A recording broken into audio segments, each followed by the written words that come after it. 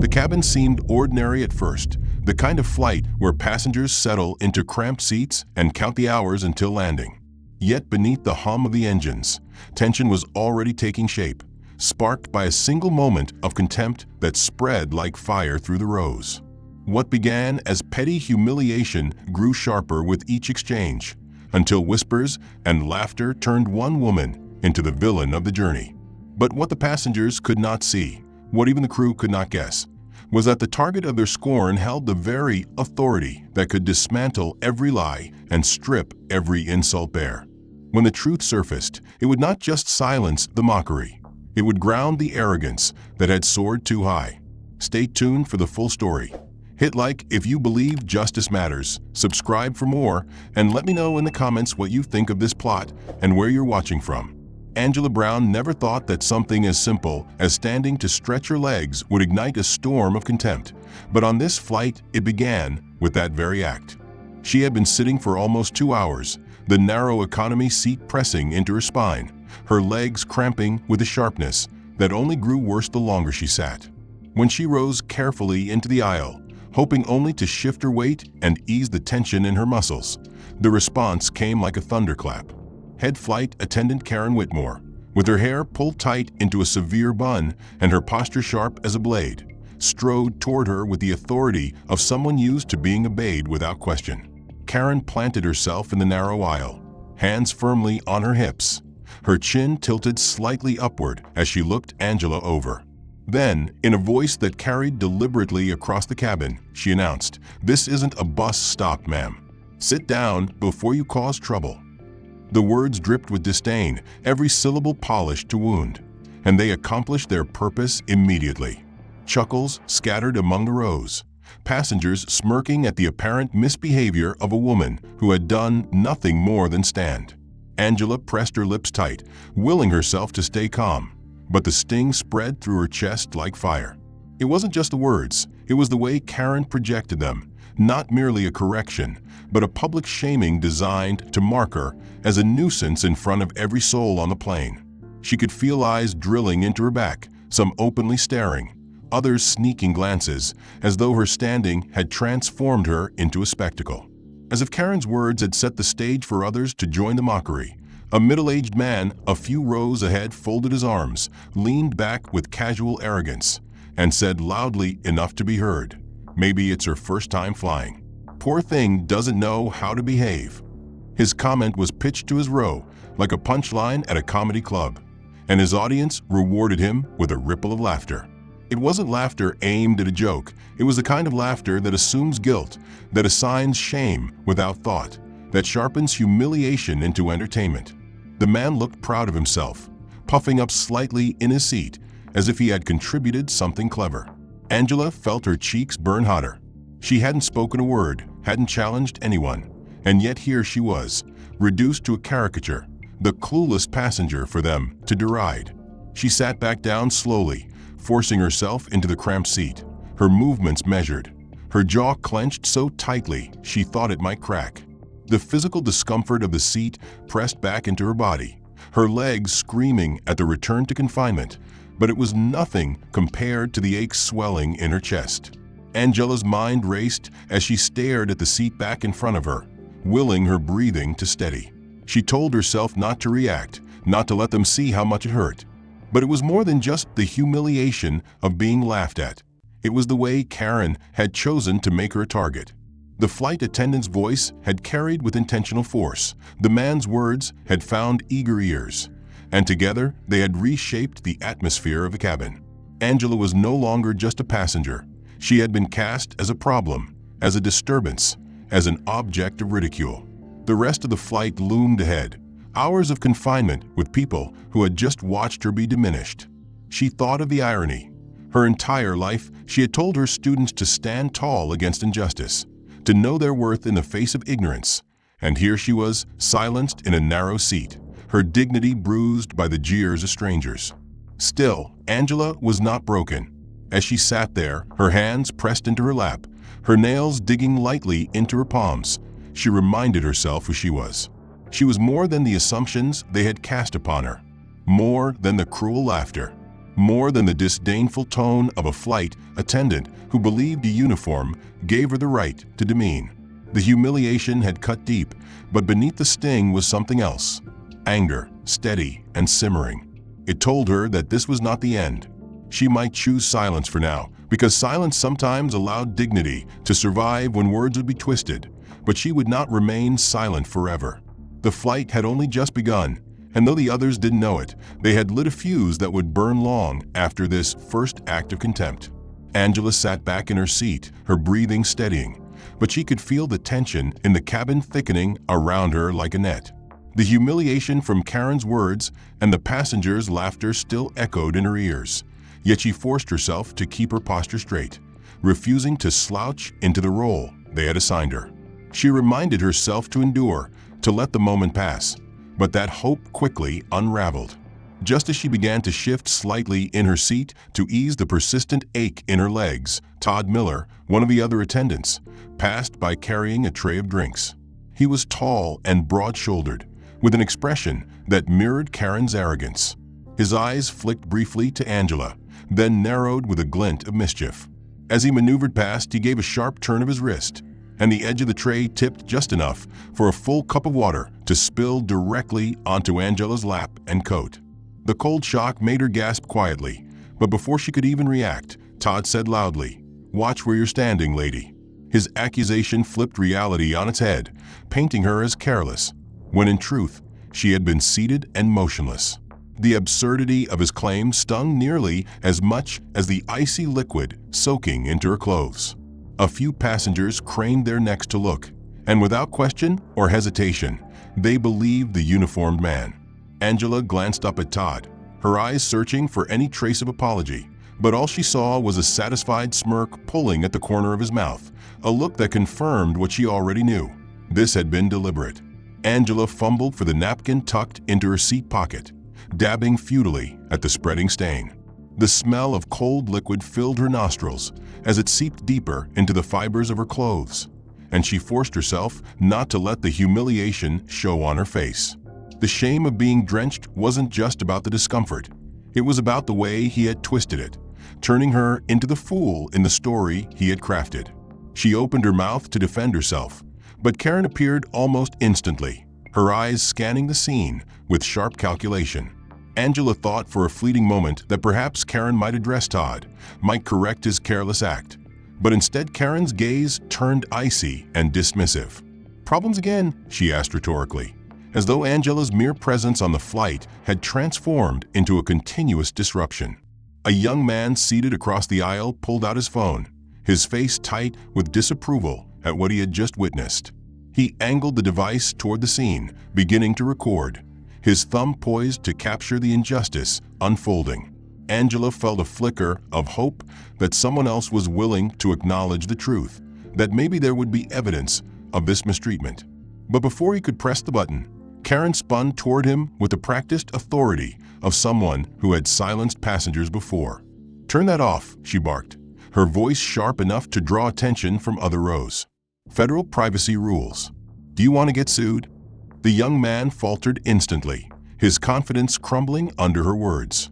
His eyes darted nervously to the people around him. Then he quickly lowered his phone, slipping it back into his pocket as if ashamed of even trying. Angela's heart sank as the small flicker of hope extinguished before her eyes.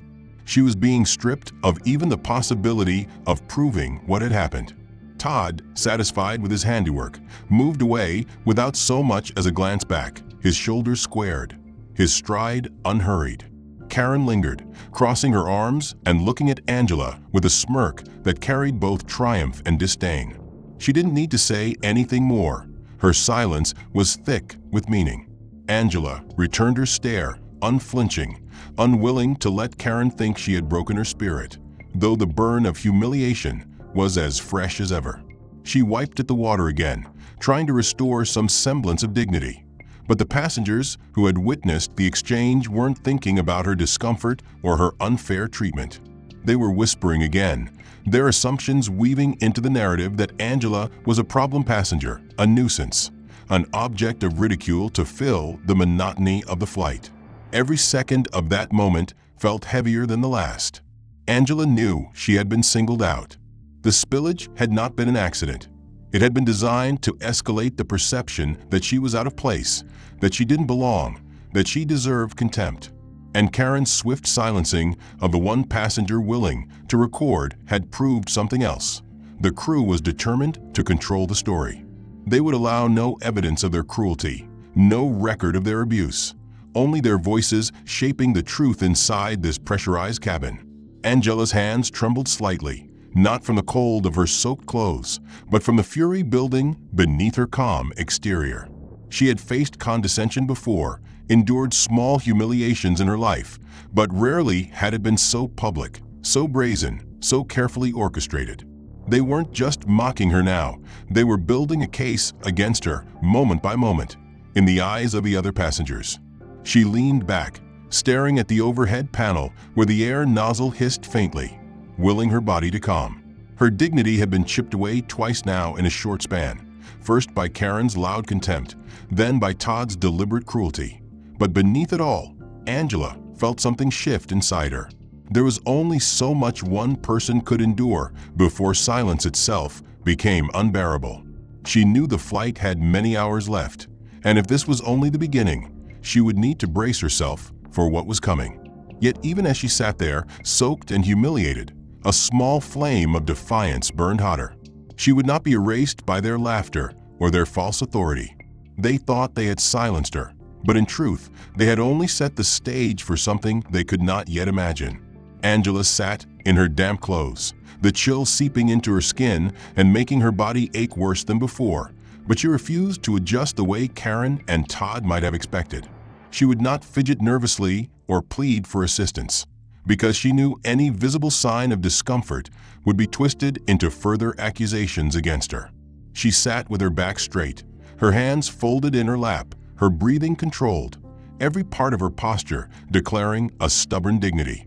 Yet the longer she sat there, the more her body protested.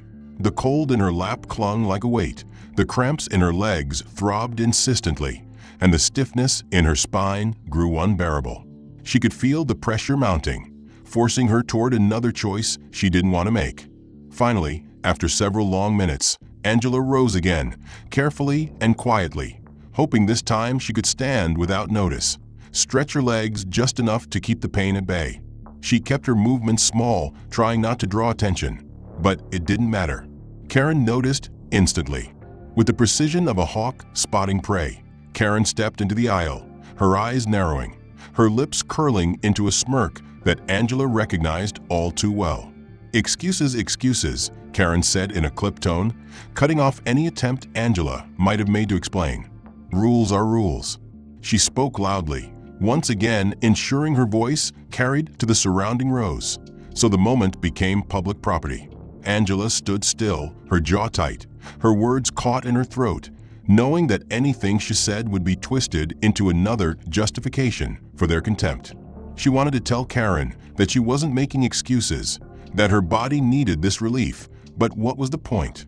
Karen had already cast her as the problem, and the audience had already been primed to laugh. The weight of injustice pressed heavier with each passing second. The silence she chose feeling less like strength and more like suffocation. In the row across the aisle, a young boy tugged at his mother's sleeve, his small voice carrying in the tense hush that had spread over the cabin. "Mom, why are they so mean to her?" he whispered, his innocent eyes fixed on Angela. The question cut through Angela's heart more sharply than Karen's cruelty, because it was the voice of a child who had recognized the injustice instantly, without hesitation, without bias. The boy's mother stiffened, her face flushing as she looked around nervously, aware of Karen's proximity. She pressed a finger firmly to her son's lips. "Sure, don't get involved," she whispered back, her tone clipped with fear. She pulled her son closer into a seat, trying to shield him from the scene unfolding around them. But the boy's wide eyes never left Angela. He stared at her, not with ridicule or contempt, but with confusion and empathy that were startling in their simplicity. For a fleeting moment, Angela felt a wave of gratitude toward the child, as though his question had validated the truth she could not voice. She was being treated cruelly, unfairly, and even a child could see it. Still, That small spark of recognition was smothered almost immediately by the larger reality. Around them, passengers leaned into one another, whispering under their breath, some smirking, some frowning, but none daring to speak openly. Karen stood in the aisle like a sentinel, her arms crossed, her expression hard. She knew she had won this round. Angela sank back into her seat slowly, her dignity intact, but her body screaming in protest. Every muscle in her legs begged for movement, but she knew if she stood again, it would only bring another round of humiliation. The silence pressed heavy around her, broken only by the drone of the engines and the occasional laughter from a few rows away. She could hear the boys' words echoing in her head. Why are they so mean to her? It was a question that deserved an answer, but none came. Not from the passengers, who had chosen their comfort over courage, and not from Angela herself, who had chosen silence over confrontation, for now. The weight of silence sat like a stone in Angela's chest. She told herself that staying quiet was an act of strategy, not weakness. She told herself that there was power in restraint, that sometimes the strongest response was to refuse to give your tormentor the satisfaction of seeing you break. But deep down, she felt the simmering heat of anger growing. Every act of cruelty from Karen and Todd was piling onto her, testing her patience, testing her endurance, testing her very belief in the justice she had always taught her students to uphold. Angela stared straight ahead, her eyes unblinking, her heart pounding steadily. She would not let them see her cry. She would not let them see her crumble. But she knew the truth. Every moment she sat there was bringing her closer to the edge where silence would no longer be enough. They thought they were in control, thought they could humiliate her into submission. But what they didn't know was that every sneer, every insult, every laugh was forging her anger into resolve. They were testing her patience, and soon they would learn what happened when she decided she had endured enough. Angela sat in silence, her heart still echoing with a child's innocent question, and though her body screamed with discomfort, she forced herself to remain still, knowing that the crew was waiting for her to give them another reason to strike. The cabin felt like a stage, and she had been cast unwillingly in the role of villain, every glance and whisper sharpening her isolation. Her patience had already been tested beyond fairness, but what came next stripped even more of her dignity. Todd Miller, striding down the aisle with his broad frame and smug grin, seized the opportunity to elevate the contempt to new heights. He stopped suddenly near Angela, his voice pitched high enough for everyone nearby to hear, and declared with a mocking laugh, "You people always think rules don't apply to you." The phrase was a dagger, the words "you people" carrying a venomous weight, insinuating not just that Angela was disobedient, but that she was part of some collective stain, a problem that existed before she even stood. Gasps and chuckles spread through the rows like a ripple in water. Angela's chest tightened as she sat motionless, the words coating her like filth she couldn't wash off. She stared straight ahead, her jaw rigid, knowing that any response would be twisted and mocked. But the sting of those two words burrowed deep, awakening memories of other times when she had been reduced to nothing more than an assumption. She heard the rustle of clothes as passengers shifted to look at her, some shaking their heads, others snickering quietly. The cruelty had moved beyond Karen's disdain and Todd's clumsy cruelty. Now it had grown into open humiliation, sanctioned by the very people who were paid to ensure safety and fairness.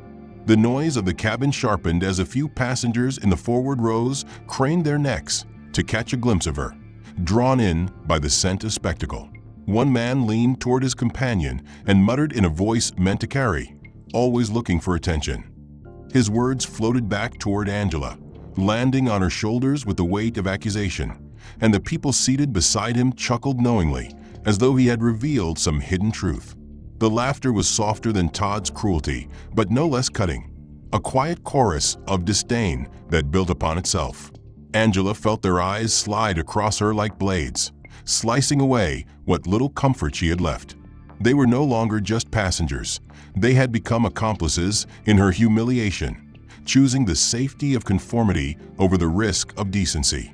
She gripped the armrests of her seat, her nails pressing crescents into the worn fabric, and focused on keeping her face calm, her eyes forward. She told herself over and over that she would not let them see her break. She would not give them the victory of watching her collapse. But inside her chest, the fire of anger burned hotter, fed by every word, every smirk, every laugh. Angela had faced prejudice before, had endured the subtle condescension of colleagues, the sidelong glances of strangers, but rarely had it been so public, so orchestrated, so deliberate. Todd's words had not been a slip. They had been chosen with precision, and the passengers who repeated them in whispers gave him the validation he craved. Angela thought again of the boy who had asked his mother why the crew was so mean, and she felt a pang of sorrow that the lesson he had received was silence, that speaking the truth was dangerous and must be hushed. The mother had chosen fear over courage, and now the cabin had chosen complicity over justice. Angela knew that silence might have been the safest option in the moment, but she also knew that her silence could not last forever. Each insult, each humiliation, was chiseling away at the barrier she had built around her anger. She sat in the broken seat, the smell of stale air mixing with the faint sting of spilled water in her clothes, and stared at the patterned fabric of the seat in front of her, as though it could anchor her against a storm. The plane vibrated beneath her feet, steady and indifferent, a machine hurtling forward while human cruelty festered inside its walls. Angela's mind refused to let go of the words that had been thrown at her, looping them again and again, each time deeper, each time sharper. This isn't a bus stop. Maybe it's her first time flying. You people always think rules don't apply, always looking for attention. They stacked upon one another like bricks in a wall meant to cage her, to trap her, to strip her of the identity she had worked her whole life to build. But what they didn't understand was that Angela was not the kind of woman who stayed caged forever. She sat silently, but the silence was no longer a shield. It was a weapon she was sharpening, waiting for the right moment to draw it. Angela sat rigid in her seat, her muscles taut, her dignity battered by the cruel laughter and whispered comments that had rippled through the cabin after Todd's loaded remark. She forced herself to remain still, but inside her chest the weight of rage pressed harder with each passing second. The humiliation was no longer confined to fleeting whispers. It had spread into a chorus of judgment that stripped her humanity away one layer at a time. Yet the crew was not finished with her, and what came next would drag her even deeper into the pit they had prepared. Karen, emboldened by the silence of the passengers who had chosen to mock rather than defend, moved back toward the front of the cabin with an expression that radiated triumph. She adjusted her blazer, lifted her chin, and with a deliberate press of her finger, activated the intercom. Her voice filled the cabin, cold and mocking, pitched to carry without any trace of professionalism. "We're dealing with a difficult passenger who refuses to follow basic safety rules," she announced, her tone dripping with false authority. The words rang through the speakers, echoing against the metal walls of the plane, searing themselves into every passenger's perception. Angela sat frozen, her heart pounding, as dozens of pairs of eyes swung toward her at once. She could feel the weight of their stares, some curious, others judgmental, but nearly all laced with suspicion now that Karen had officially labeled her a problem. She hadn't spoken, hadn't resisted, hadn't done anything but stretch her legs and sit silently in her seat, yet she had been branded as a threat to safety. Karen's smirk told Angela that this was no slip of the tongue. It was intentional, a calculated act to solidify the narrative that Angela was disruptive. The sound of shifting bodies and murmuring voices filled the cabin as passengers leaned to catch sight of her, whispering as though they were spectators at a trial, deciding her guilt without evidence. Angela clenched her fists in her lap, digging her nails into her palms, reminding herself over and over that she had to endure this moment, that silence was still her only shield. But endurance was becoming harder with every heartbeat. From several rows behind, a man's voice broke through the low murmur. He was broad-shouldered, his shirt wrinkled, the strong smell of alcohol on his breath even from a distance. He leaned into the aisle, his face flushed red from drink and arrogance, and barked out in a tone that carried over the cabin noise. "Sit down before we land you in jail, sweetheart." His words dripped with mockery, the endearment "sweetheart" twisted into an insult, a dismissal of her existence. A few passengers laughed aloud, Some chuckled nervously, and others smirked silently. But all of it landed on Angela's shoulders like stones piling higher and higher. The man sat back with a grin, proud of the attention he had earned, proud of the way he had inserted himself into her humiliation. Angela's heart clenched painfully, but she refused to look at him, refused to give him the satisfaction of her gaze.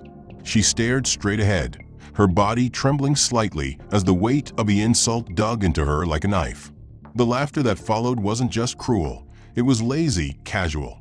The kind that comes from people who don't care about the truth, only about joining in the spectacle to feel included. It was the kind of laughter that left scars. The cabin, once a place of anonymity, had transformed into a stage where Angela was forced to play the role of villain, disruptive, unworthy, a problem to be contained. Karen returned to her duties with the calm satisfaction of someone who believed she had won, while Todd moved confidently down the aisles, basking in the atmosphere their cruelty had created. Every whisper, every laugh confirmed that their narrative had taken root. Angela's silence, though born of dignity, was now being twisted into proof of her guilt, proof that she had no defense, proof that she was what they claimed her to be. She wanted to scream that it wasn't true, that she hadn't broken any rule, that she had been treated unfairly from the start, but she knew the words would be useless now. The passengers had chosen their side, and it was not hers. She closed her eyes briefly, listening to the hum of the engines and the muffled conversations that continued around her.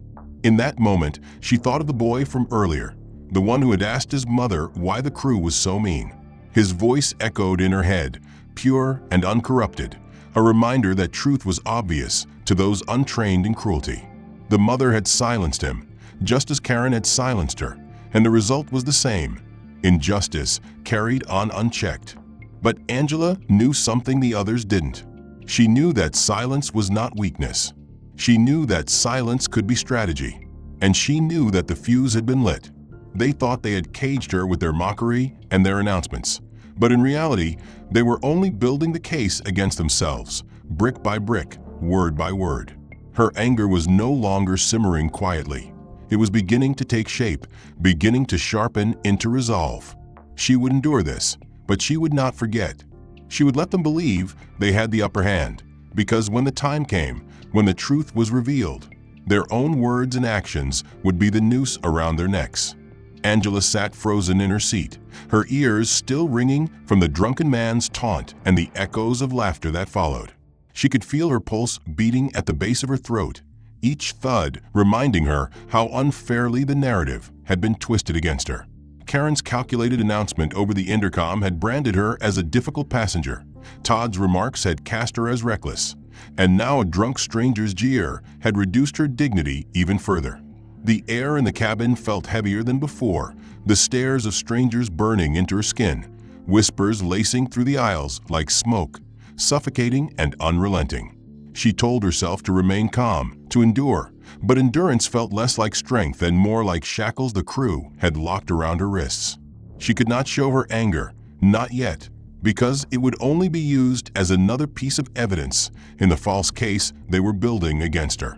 So she sat stiffly, her nails pressing crescents into her palms, her silence screaming louder than any word she could utter. But Karen and Todd were not satisfied with silence. They wanted more. They wanted to break her completely. Karen returned from the front of the cabin with a clipboard in hand, her expression set with smug efficiency. She leaned toward Angela with false professionalism and said, "Since you don't seem to understand how to follow directions, you'll be moved." Without waiting for consent, she motioned to Todd, who appeared instantly at her side. They gestured for Angela to rise, their movements sharp and rehearsed, as though this were not the first time they had executed such a performance. Angela stood slowly, her heart pounding, knowing resistance would be twisted against her. The cabin hushed slightly as passengers realized the show was about to continue. Karen and Todd marched her to the very back of the plane, where the air was stale and the hum of the engines drowned out softer voices. They shoved her into a broken seat, one with a recline mechanism jammed permanently upright, the cushion worn flat and uncomfortable. Karen smirked as she snapped the seatbelt across Angela's lap with unnecessary force. "If you don't like it," she said, her voice low but laced with cruelty. "Too bad." She stepped back, folding her arms in satisfaction. Angela swallowed hard, refusing to let the humiliation register on her face, but her muscles trembled with restrained fury. The broken seat pressed mercilessly into her spine, each second amplifying the ache that already plagued her body. Angela shifted slightly to ease the discomfort, but it was no use. The seat had been deliberately chosen as a punishment, not a place of rest. She lifted her eyes and saw Todd hovering nearby, his grin smug, his posture relaxed, as though he were basking in the applause of an invisible crowd. A few passengers in nearby rows exchanged glances, some whispering disapproval, but none daring to speak aloud. The silence of complicity weighed more heavily than the mockery had. Angela forced herself to keep her head high, refusing to appear defeated, though inside she felt every ounce of humiliation pressing against her chest. As she sat in that broken seat, a flicker of kindness appeared, a fragile moment that quickly collapsed under the weight of cruelty. A woman seated a few rows ahead, middle-aged with kind eyes and an air of quiet dignity, rose from her seat and leaned into the aisle. She was Asian American, her voice soft but clear as she said, "She can have my seat. Please, let her sit here instead."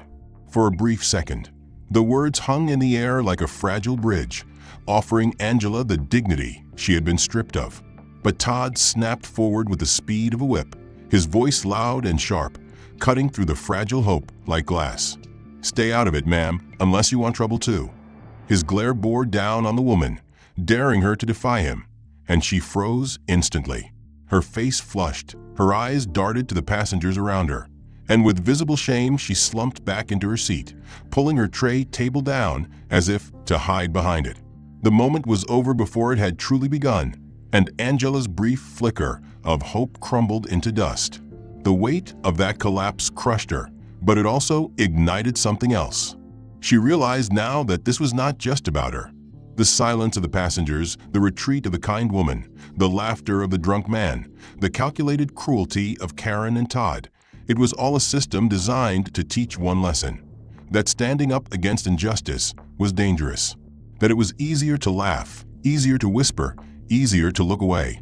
Angela clenched her fists tighter, the broken seat creaking beneath her as she straightened her spine. They thought they were breaking her, but they were wrong. They were building her case, word by word, action by action. They were digging their own graves in the court of truth, and they didn't even know it. Angela let the noise of the cabin wash over her. The hiss of whispers, the dull roar of the engines, the occasional chuckle that floated back from rows ahead. She absorbed it all, burning it into her memory, etching every cruel word and every cowardly silence into the foundation of her resolve.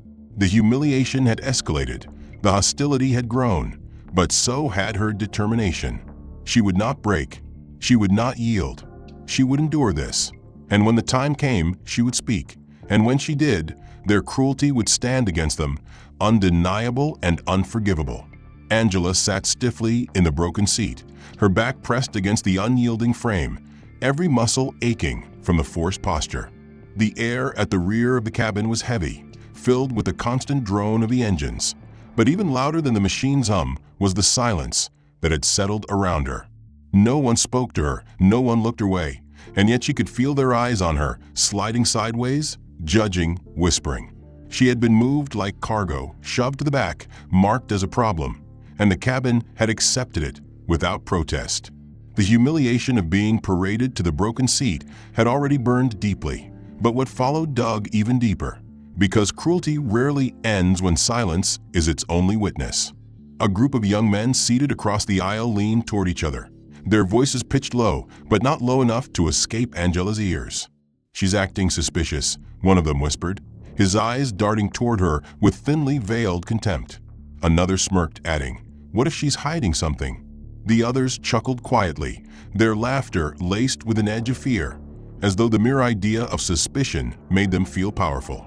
The whispers spread like poison through the air, and Angela could feel them settling onto her like shackles, reshaping her in the eyes of the passengers who overheard. She wasn't just a nuisance now. She was dangerous, untrustworthy, a threat. The narrative Karen and Todd had been crafting was working, and Angela sat trapped in its tightening grip. Todd appeared again, looming like a shadow, his broad shoulders blocking out the dim light overhead. Without a word of explanation, he bent down toward Angela's bag, his hands moving through the side pocket with deliberate carelessness. Papers rustled, fabric shifted, and the invasion was loud, intentional, designed not just to search, but to humiliate. "Just a quick check," he said finally, his voice loud enough for the nearby rows to hear. "Making sure everything's safe." The emphasis on safe was a dagger, a single word meant to cast Angela as a danger to everyone on board. Gasps and whispers rose immediately, passengers leaning forward in their seats to catch a glimpse of what Todd might pull from her belongings. Angela's stomach twisted with fury as she watched him handle her things without permission, pawing through her private possessions as if she were a criminal under investigation. She wanted to scream, to grab her bag back, to tell him he had no right, but she knew that any movement, any word, would be twisted into more evidence against her.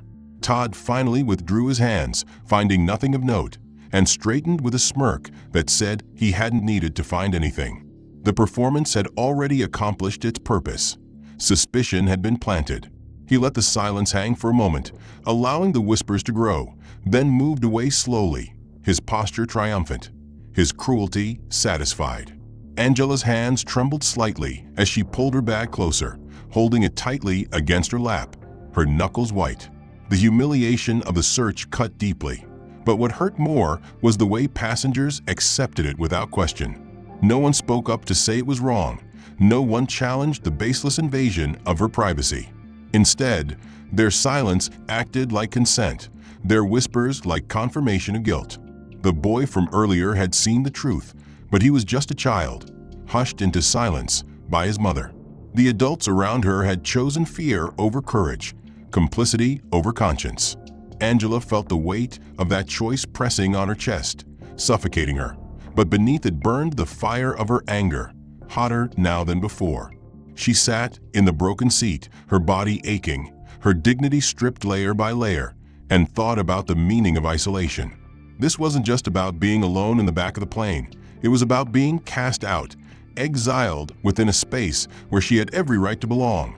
She had paid for her ticket, she had followed the rules, she had harmed no one. And yet here she was, treated like contraband, silenced, accused, judged without defense. The cruelty of Karen and Todd had been sharp, but the silence of the passengers was sharper still, because it confirmed the worst truth. When faced with injustice, most would rather whisper than fight. Angela lifted her chin, her eyes fixed on the patterned seat in front of her, and forced herself to breathe steadily. She told herself she would not give them the satisfaction of seeing her collapse. Not here, not now. But she also told herself something else, something she had not dared to admit before. She would not remain silent forever. They had turned her into an outcast, but they had also turned themselves into villains. And when the time came, the truth would expose them for what they were. The whispers of suspicion grew around her, and Angela listened without reacting. Each word, each insinuation, each careless chuckle was carved into her memory, etched deep into the walls of her anger. She knew that silence, once broken, would shatter their carefully built facade, and she was waiting, patient and deliberate.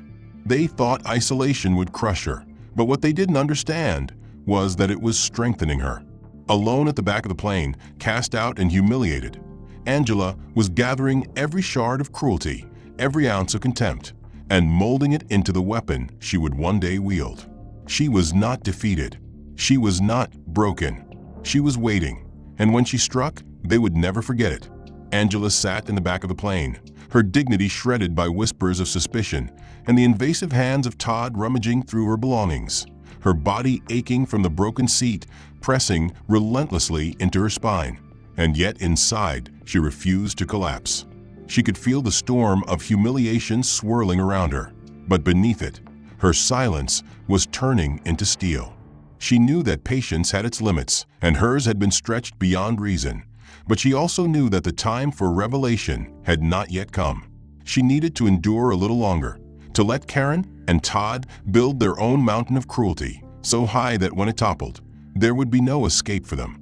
As she sat gripping her bag tightly against her lap, her hands trembling not with fear, but with a simmering fury, she knew the moment was close. The passengers might see her as broken, but she was not broken. She was waiting. The drone of the engines filled her ears, a steady backdrop to the whispers that still floated around her. Words like suspicious and troublemaker and difficult bleeding into her thoughts, and she forced herself to breathe evenly, to let the fire inside burn clean rather than consume her. She shifted slightly, her body protesting the cramped space, and for a brief moment her hand slipped into the side pocket of her bag. Her fingers brushed against the smooth surface of her badge, the hard plastic cool against her skin, and she drew it out just enough for the dim cabin light to glint across its surface. The seal of the federal government shimmered briefly, a quiet flash of truth in the suffocating darkness of lies, and then, as quickly as it appeared, she slipped it back into her bag. No one seemed to notice, at least not at first. Angela's lips pressed into a line, her heart pounding with the weight of what she carried. The badge was not just a symbol of authority. It was the embodiment of the truth, the silent rebuttal to every insult, every false accusation, every humiliating word. They had no idea who they were toying with, but soon enough they would learn. One person, however, had noticed.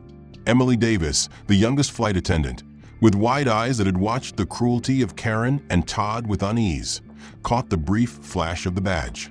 She froze mid-step as she passed the rear of the plane, her eyes locking on Angela's hand before it disappeared again.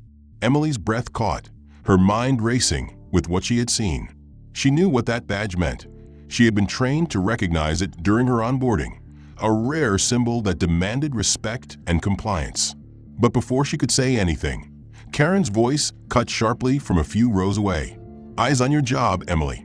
Don't get distracted." The tone was sharp enough to slice, a reminder that Karen tolerated no deviation, no hesitation.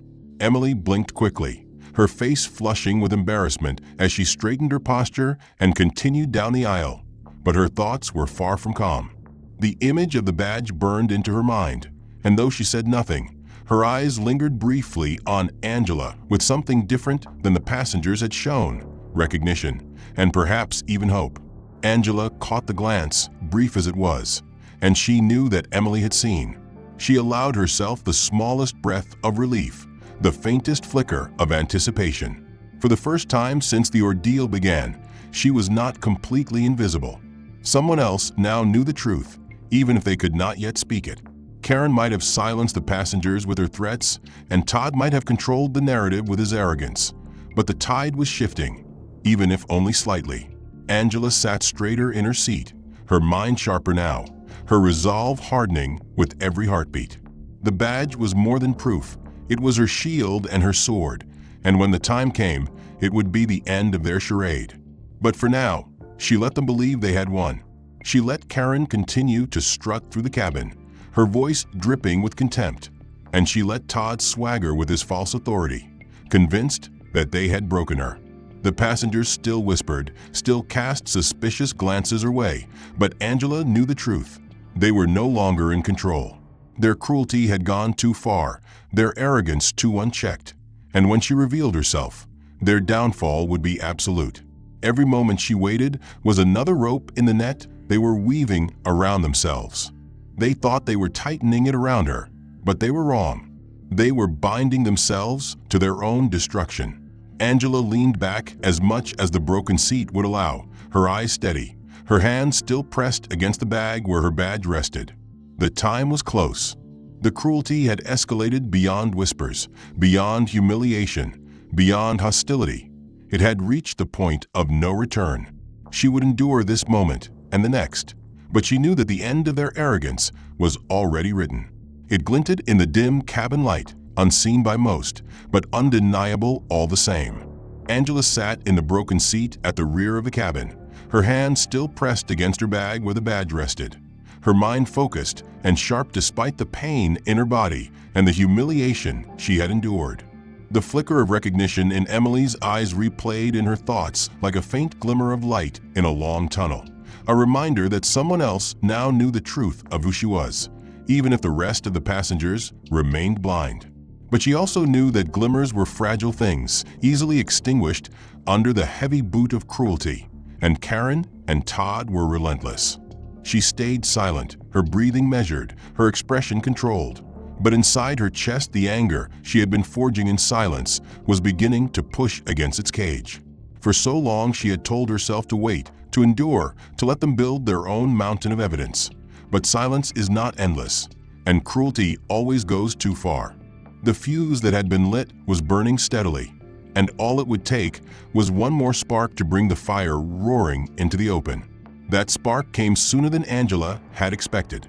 Her legs, already cramped from the broken seat, throbbed with sharp pain, a reminder that her body had limits. She shifted in place, trying to adjust her position, but the jammed seat offered no relief. Finally, with no other option, she rose carefully to her feet, stretching slightly to ease the ache that had grown unbearable. The movement was small, quiet, unthreatening, but Karen saw it immediately.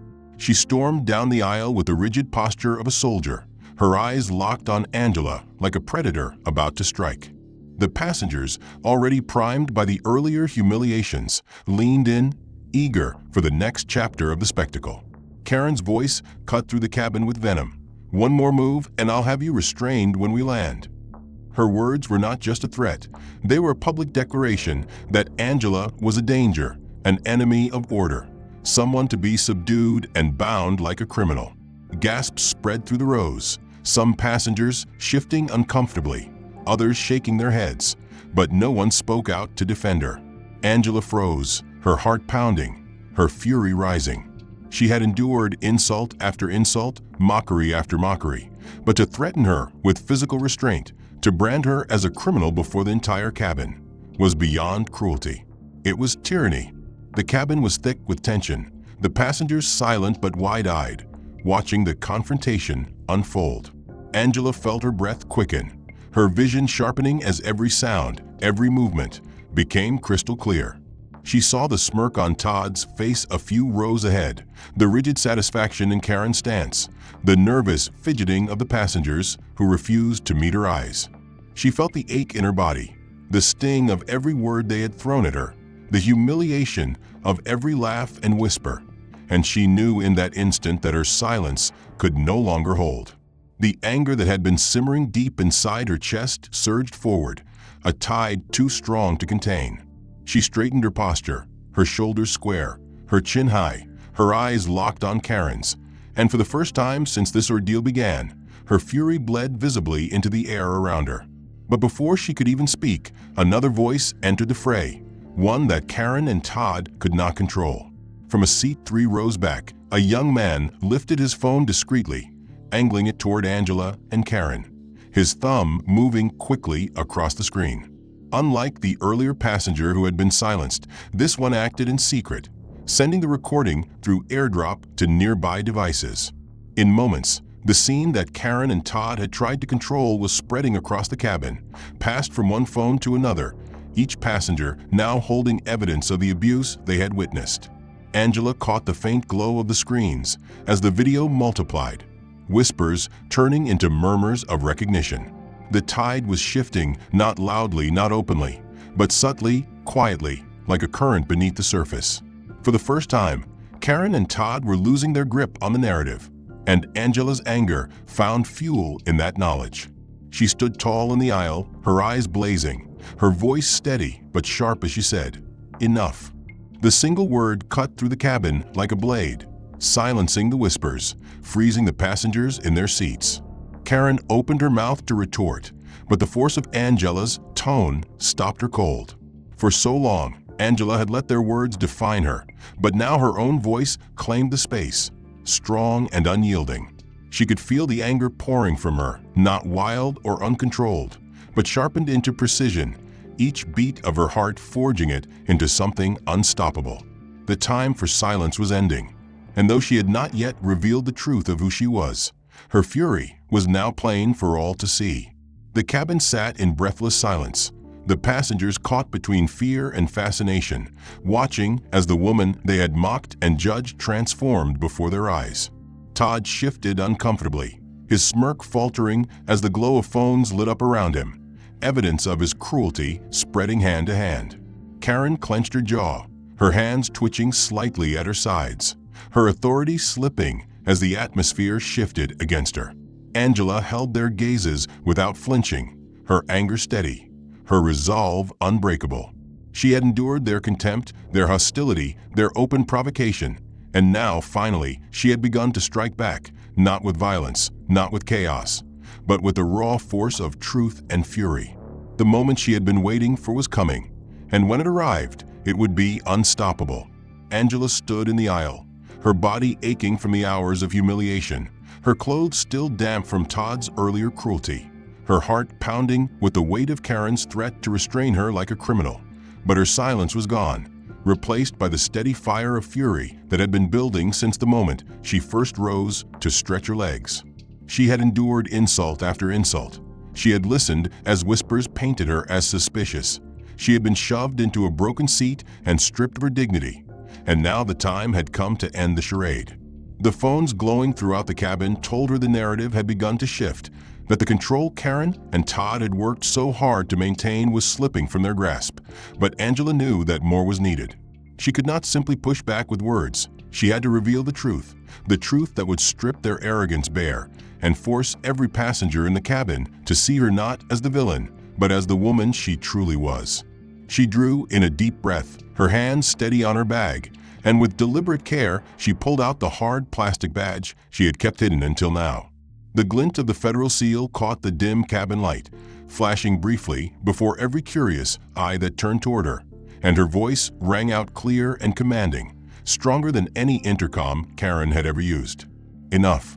I am Dr. Angela Brown, Federal Aviation Inspector.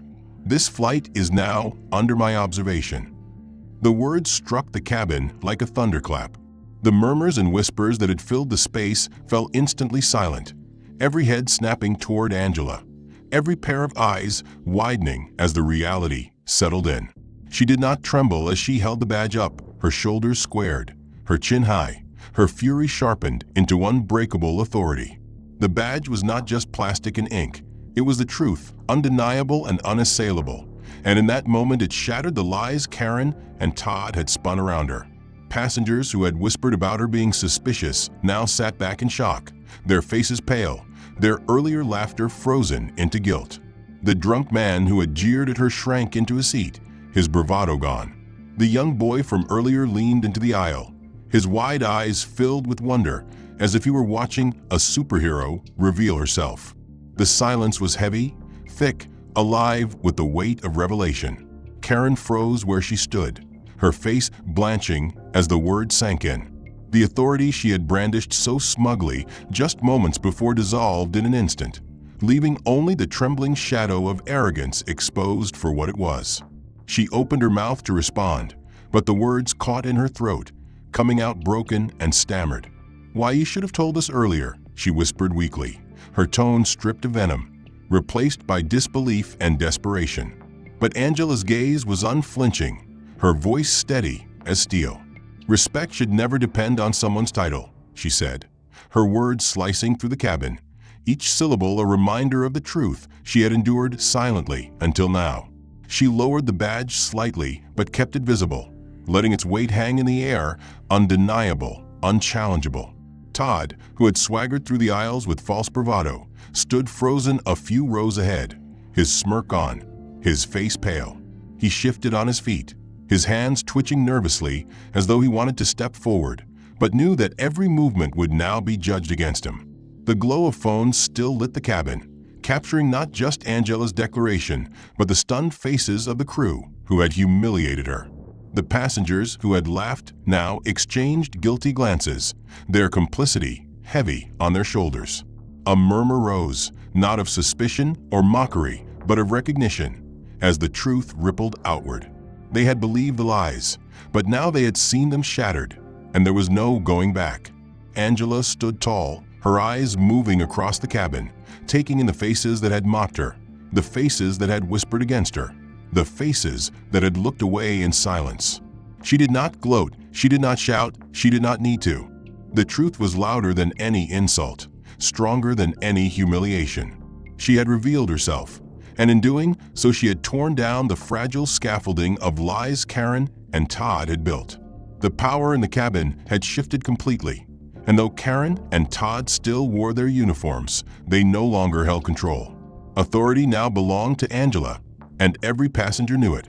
Karen took a step back, her body trembling, her eyes darting between Angela and the passengers who now stared at her with open disdain.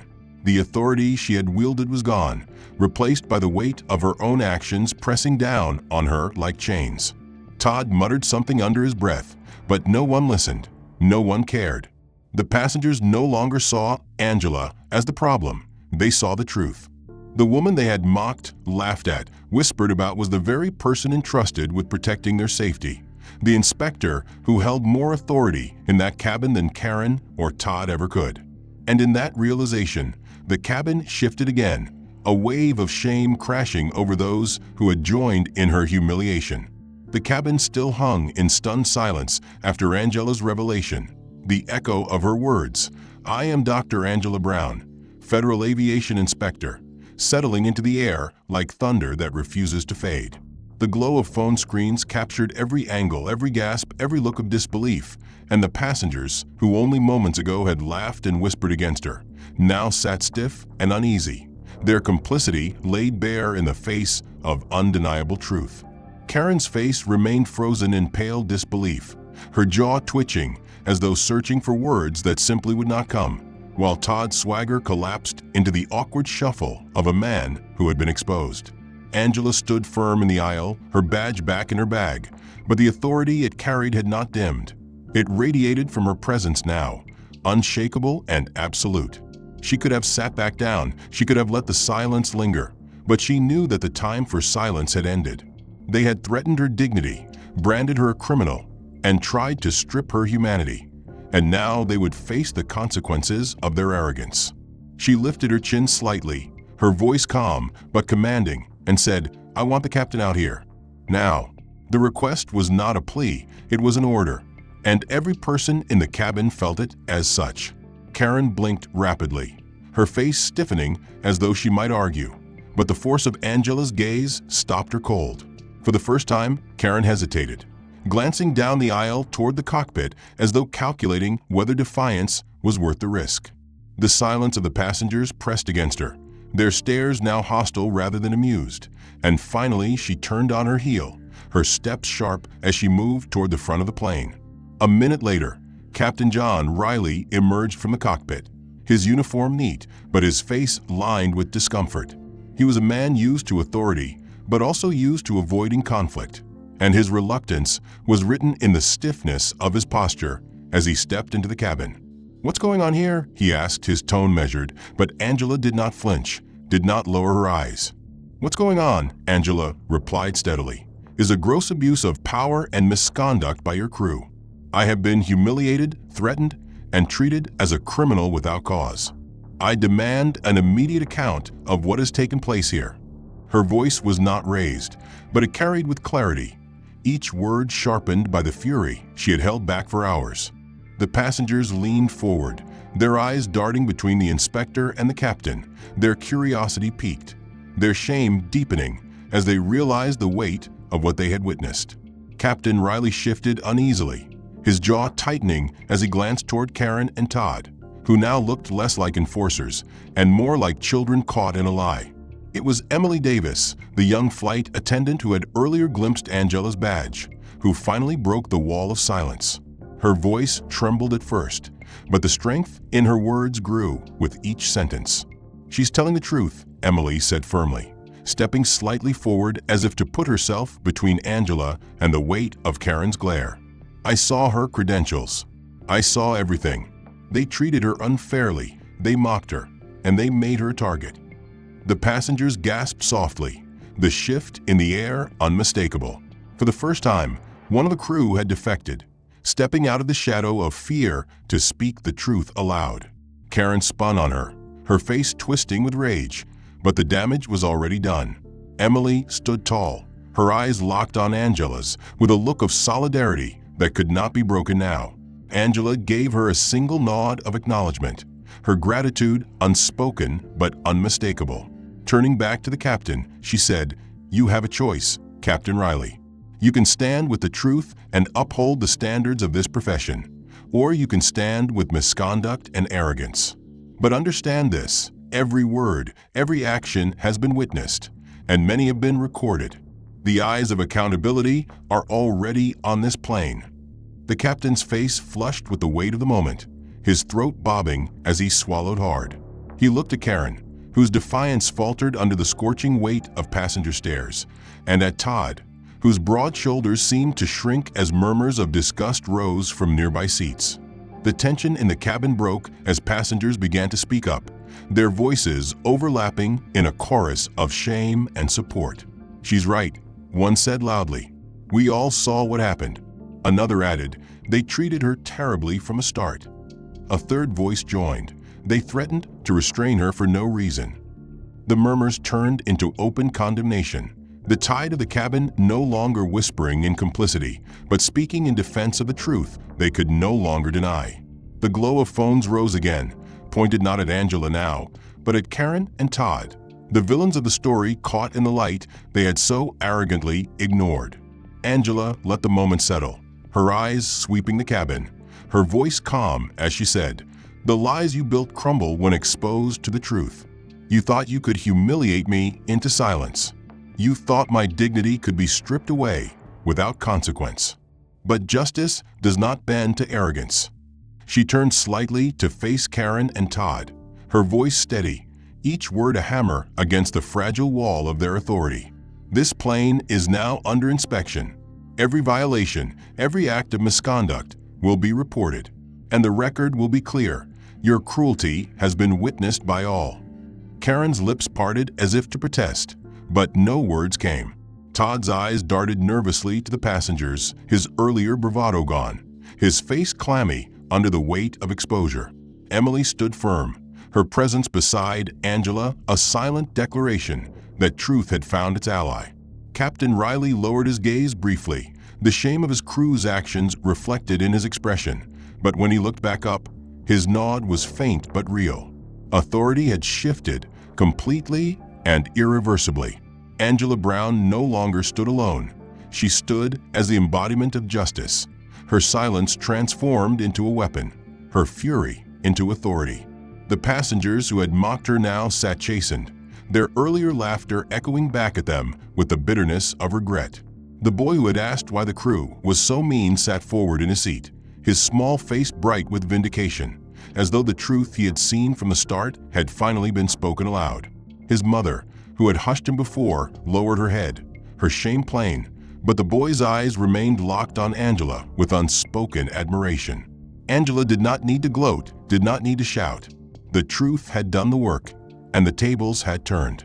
The weight of silence in the cabin after the confrontation with Captain Riley was different from the silence that had followed Karen's earlier humiliations. Before, it had been heavy with complicity, passengers shrinking into their seats while cruelty played out in the open.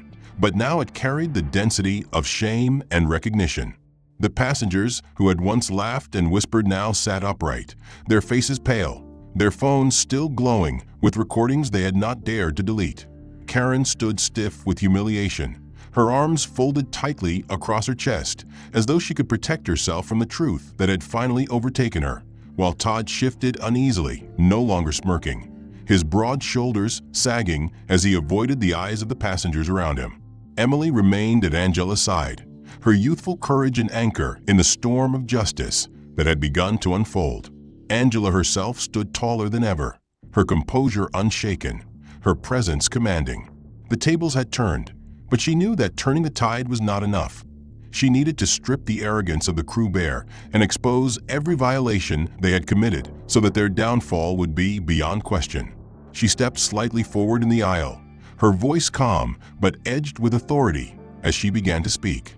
"This inspection will not wait until we land. We will begin right now." Her eyes swept across the cabin, and her gaze landed on the broken seat where she had been forced to sit. She gestured toward it sharply.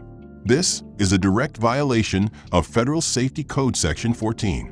A seat that cannot recline properly is a hazard in an emergency situation, and the fact that I was forced into it after being paraded through this cabin is proof of misconduct, negligence, and intentional humiliation."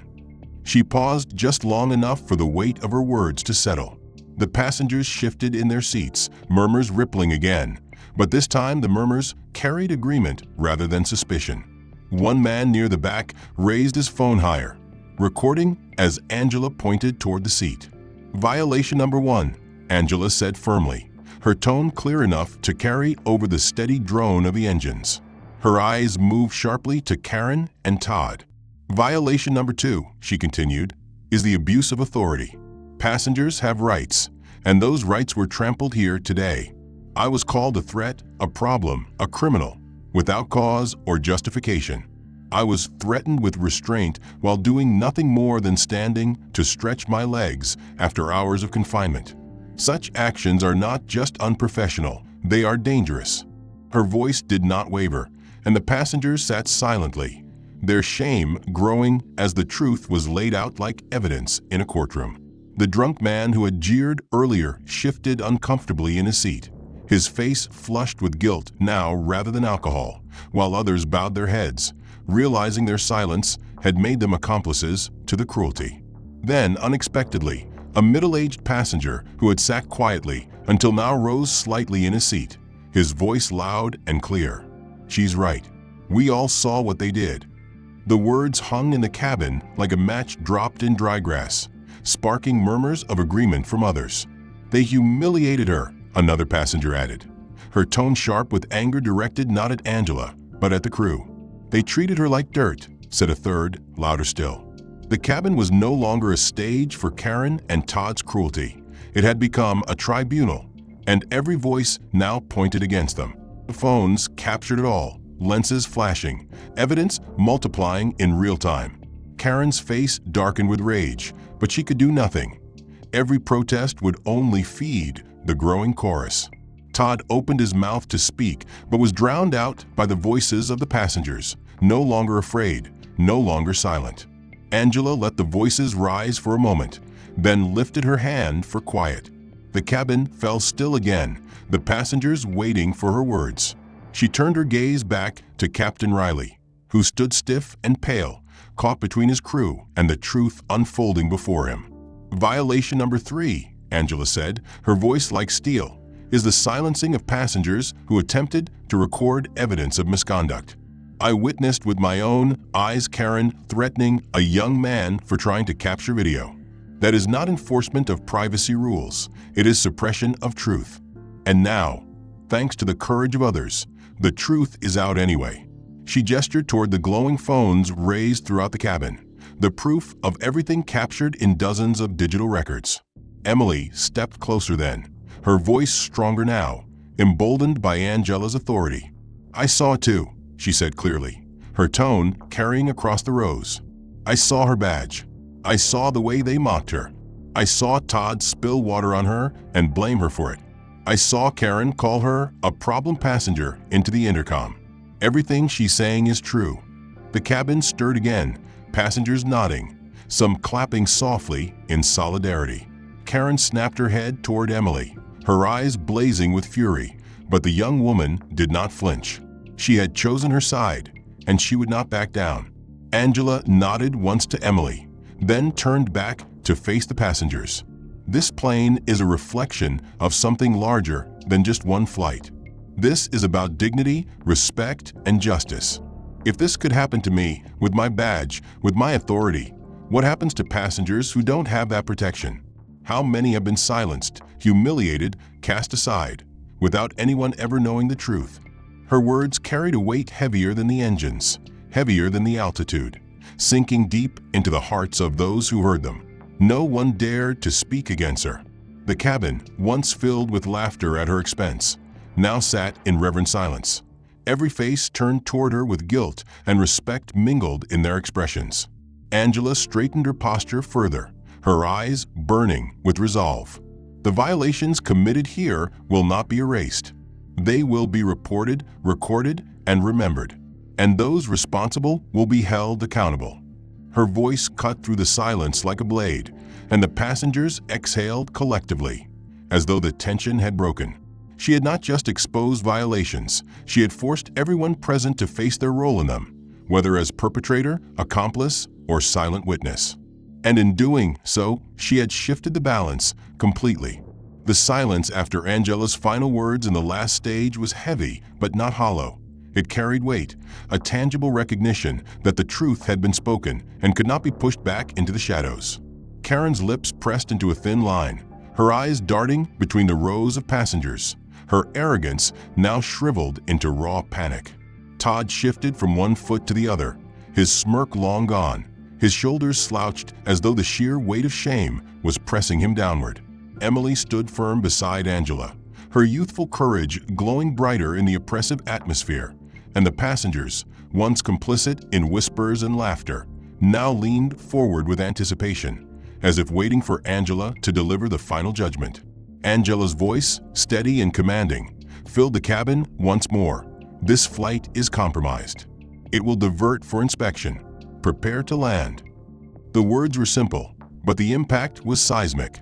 The cabin erupted into a cacophony of gasps, whispers, and exclamations. The very announcement Karen had made earlier to brand Angela as a difficult passenger had now been obliterated by Angela's authority, her role as inspector undeniable, her words carrying the force of law. Captain Riley stiffened, his face pale as he realized what was happening. His hands clenched at his sides, his jaw tightening, but he knew he had no ground to resist. Every passenger's eyes were on him, every phone raised, every recording ready to capture his response. He could not side with his crew now without dooming himself. After a long pause, his voice cracked as he answered, "Understood. We will prepare for diversion." The words carried reluctantly, as though torn from his throat, but once spoken, they sealed the fate of the flight. The murmurs in the cabin rose again, some passengers whispering anxiously about missed connections, others exchanging looks of grim satisfaction as they realized they were witnessing justice in action. Karen staggered forward a step, her face red with desperation, and blurted, "You can't do this. You don't have the right." Her voice wavered, and before she could finish, Angela turned her gaze toward her with a calm so sharp it silenced Karen instantly. "I have every right," Angela said, her tone like iron. "You made this necessary. You chose arrogance over duty, humiliation over respect, and cruelty over professionalism. And now you will face the consequences." Karen's mouth snapped shut, her face blanching as murmurs of agreement rose from the passengers, some even shaking their heads in open disgust. The power she had wielded so confidently before was gone, stripped away in the light of truth, leaving only the raw outline of her shame. Todd muttered something under his breath, but the passengers closest to him turned sharply, their eyes blazing with contempt. "We saw what you did," one man said loudly. "You spilled water on her and blamed her." Another passenger chimed in, "And you searched her bag without permission. You treated her like a criminal." Their voices rose, overlapping, a wave of condemnation that pinned Todd where he stood. His face flushed crimson, his jaw twitching as though he wanted to fight back, but his hands trembled, betraying his fear. For the first time, he looked smaller than the uniform he wore, diminished under the collective judgment of the people he had mocked. Angela let the voices rise, let the passengers speak their truth at last, then lifted her hand for silence. The cabin hushed immediately, her authority now absolute. "This flight will divert," she repeated, her voice calm but immovable. "Federal authorities will meet us on the ground. Every violation will be documented. Every act of misconduct will be reported, and justice will be served." Her words echoed in the cabin like scripture, final and undeniable. The passengers exhaled, some nodding, some whispering words of support. The young boy who had earlier asked his mother why the crew was so mean leaned forward in his seat again, his small face glowing with vindication, as though the justice he had sensed from the start was finally visible to all. His mother sat silently beside him, her face pale, her eyes lowered, her earlier silence now heavy with guilt. The minutes that followed were thick with tension, the drone of the engines underscored by the low murmur of passengers recording, whispering, or simply staring at the crew who had been exposed. Karen slumped into a jump seat near the front, her arms crossed tightly over her chest, her eyes glassy, as though she were holding back tears. Todd paced slightly, his movements jerky, his bravado shattered, his eyes darting nervously from one passenger to the next. Emily remained near Angela, her presence a quiet reminder that truth had its allies even in the darkest moments. Captain Riley spoke into his radio with a grim expression, requesting diversion instructions. His voice clipped but obedient, his authority overshadowed by Angela's.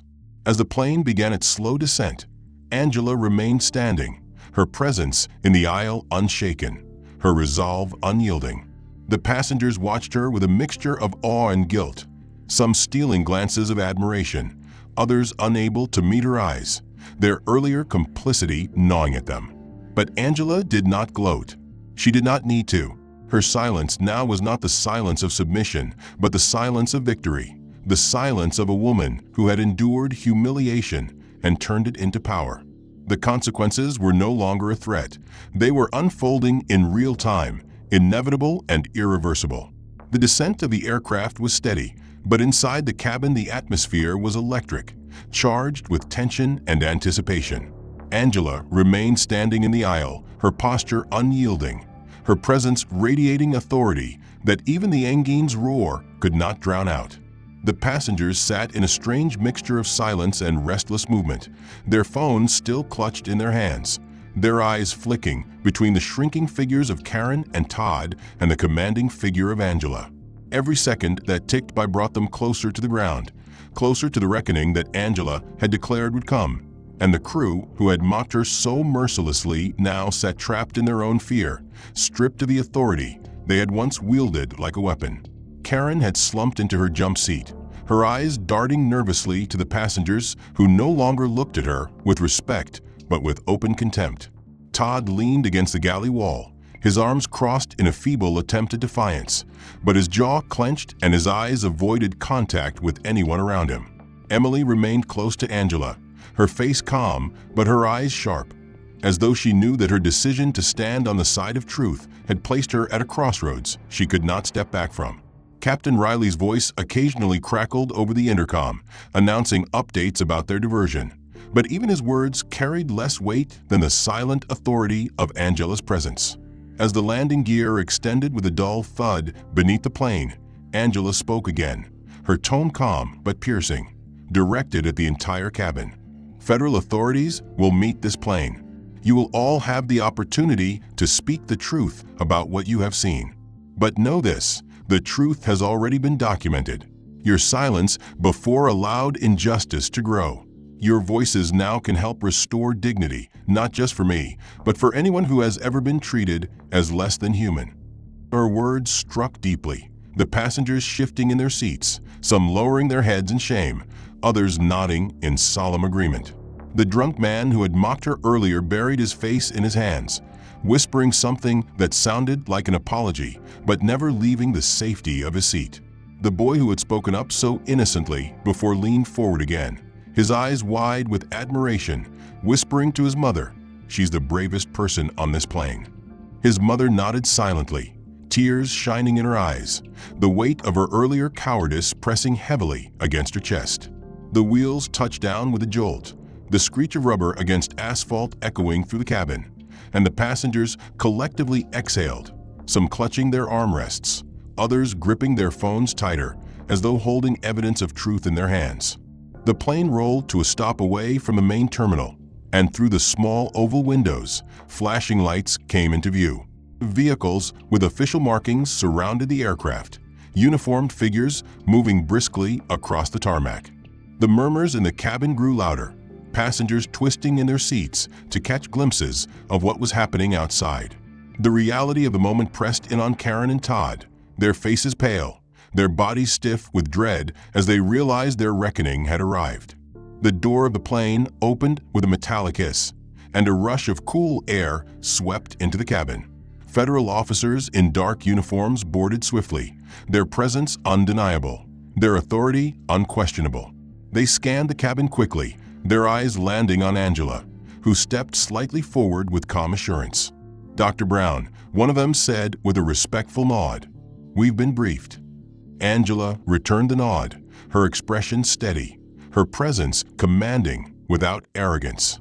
The passengers watched in silence as the officers moved further inside, their focus shifting to Karen and Todd.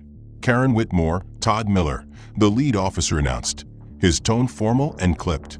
"You are being detained for questioning regarding multiple violations of federal aviation conduct. Please stand." Karen gasped audibly, her face flushing with shame as she struggled to her feet. "This is a mistake," she stammered, her voice trembling. But her words fell flat in the silence of the cabin, every passenger's gaze heavy on her. Todd's bravado cracked completely, his shoulders slumping as he muttered curses under his breath, but he complied, standing stiffly as the officers moved to escort him. Phones rose higher now, passengers recording the downfall of the crew who had tormented Angela, capturing every second of their humiliation. The officers guided Karen and Todd down the aisle, their faces pale and strained, their uniforms stripped of any respect they once commanded. The applause began softly at first, a few claps from the back of the cabin, but it grew quickly, swelling into a wave of sound that filled the aircraft, drowning out the shuffle of restrained footsteps. The passengers clapped not just for Angela, but for justice, for truth, for the vindication that had finally arrived. The applause still echoed in the cabin long after Karen and Todd had been escorted down the narrow aisle and out into the blinding sweep of flashing blue and red lights on the tarmac. The passengers' clapping had begun as a timid ripple, then grown into thunder, and now, as the door sealed shut again, it tapered into silence, the kind of silence that carried both relief and remorse. The air smelled faintly of stale coffee and recycled oxygen, but to Angela, it carried the unmistakable scent of vindication. She stood in the center of the aisle, her posture unbroken, her gaze level, and for the first time since she had boarded this flight, she felt the cabin's eyes not upon her as a suspect, not upon her as a nuisance, but as a force they could not deny. The faces of the passengers had changed. The same mouths that had whispered and laughed now hung slack with shame. The same eyes that had looked through her now searched her with contrition. And the same silence that had enabled cruelty now waited, ready to hear her final words. Emily stood a step behind her, the young attendant's hands clasped tightly in front of her, her lips pressed together, but her eyes shining with admiration and respect. Captain Riley lingered at the front of the cabin, his shoulders squared but his gaze lowered, the guilt of his silence etched into the tightness of his jaw. The young boy leaned forward from his seat again, his small frame perched at the edge of the cushion, his eyes wide and bright as though watching a lesson too important to miss, while his mother sat rigidly beside him, her face pale, her expression filled with the weight of regret. Angela let the silence stretch, because silence had been her prison for much of the flight, and now she would wield it as a weapon. When she finally spoke, her voice was calm, unhurried, but it carried through the cabin with the gravity of judgment. "You all witnessed what happened here," she began, her eyes moving slowly from row to row. "You saw the arrogance. You heard the insults. You watched the cruelty. And most of you stayed silent." She paused, letting the words sink into the passengers like stones cast into water, rippling guilt across their faces. Silence is not neutral. Silence is complicity. When you see injustice and say nothing, you are not outside of it, you are inside of it. You are part of it. Her voice was not raised, but it grew sharper, her words cutting through the air with the precision of a scalpel. Passengers shifted in their seats, some unable to meet her eyes, others blinking back tears, still others nodding slowly, as though finally ready to admit the truth they had avoided for so long. She continued, her tone unwavering. "I endured humiliation from the very people sworn to protect your safety. They used their uniforms as weapons, their authority as a shield for cruelty. And many of you laughed, or whispered, or looked away. But when I showed you who I am, when I revealed the badge I carry, suddenly the laughter stopped, the whispers fell silent, and the stares turned to shame. I want you to ask yourselves why. Why did my identity make the difference? Why did the title I hold matter more than the truth you saw with your own eyes? Respect should not depend on a badge. Dignity should not require a title. Humanity should be enough. Her words struck deep, her gaze unflinching, as she forced the cabin to look inward, to face not just the cruelty of Karen and Todd but their own cowardice, their own failures to stand against injustice until it was safe to do so. The boy's voice broke the silence softly, a whisper, but audible in the stillness. "She's right," he said, his tone pure, unfiltered. The sound drew Angela's eyes to him, and for the first time that flight, she allowed herself a small, soft smile. "You saw the truth from the beginning," she said gently, her words directed to him but meant for all. "It should not take a child to see what is plain." His mother bowed her head, tears spilling quietly down her cheeks. Angela turned her gaze back to the cabin at large, her voice firm once more. "Let this moment stay with you. Remember it when you leave this plane. Remember it when you witness cruelty in the world around you. Do not wait for someone with a title to tell you it is wrong. Do not wait until the victim reveals power before you find your courage. Because every time you stay silent, you make space for injustice to grow. Every time you look away, you give permission for cruelty to continue. And every time you laugh at someone's humiliation, you become part of a chain that binds them. Break that chain. Be the one who speaks, be the one who stands, be the one who refuses to be silent." The passengers sat rapt, no one daring to interrupt. Some clutched their phones still, their earlier recordings now transformed from trophies of spectacle into evidence of their own silence. Others stared straight ahead, their faces pale, their eyes glassy with the recognition of their failures. A few wiped tears from their cheeks, while others shifted uneasily, their hands twisting in their laps. Angela's voice filled the cabin again, her final words heavy with meaning. "I do not stand here victorious because of who I am. I stand here victorious because I refuse to let their cruelty define me. But the truth is, I should not have had to show you a badge to earn your respect. I should not have had to reveal my title to be treated with dignity. That lesson is not just for this flight. It is for every moment of your lives. Choose justice before it is forced upon you. Choose courage before silence makes you complicit. Choose humanity because it is right, not because it is safe." The cabin remained utterly silent when she finished, the hum of the engines the only sound in the space. The weight of her words pressed into every corner, every heart, leaving no one untouched. Slowly, the passengers began to clap again, but it was not the applause of vindication this time. It was slower, softer, the applause of acknowledgement, of remorse, of gratitude for a truth they had been forced to confront. The boy clapped the loudest, his small hands slapping together with a certainty only innocence could carry, and others followed, the sound swelling again, but tempered now by meaning. Emily's eyes glistened with tears as she looked at Angela, her respect unspoken but clear. Captain Riley finally lifted his head, his face pale but resolute, and gave a single, respectful nod. Angela inclined her head briefly in return, then gathered her bag, her badge still secure inside, and returned to her seat. She did not need to say more. The message had been delivered, and it would live long after the wheels touched the runway. The end. If you followed this story all the way to the end, I'd love to hear your thoughts. Did the way Angela stood up against cruelty surprise you? Or did you see her strength building from the very beginning? Share in the comments what you think about the crew's downfall and how justice was finally delivered. Tell us too where you're watching from. I always enjoy seeing the different places people are joining in. And if stories like this keep you engaged, make sure you hit that like button and subscribe so you don't miss the next one.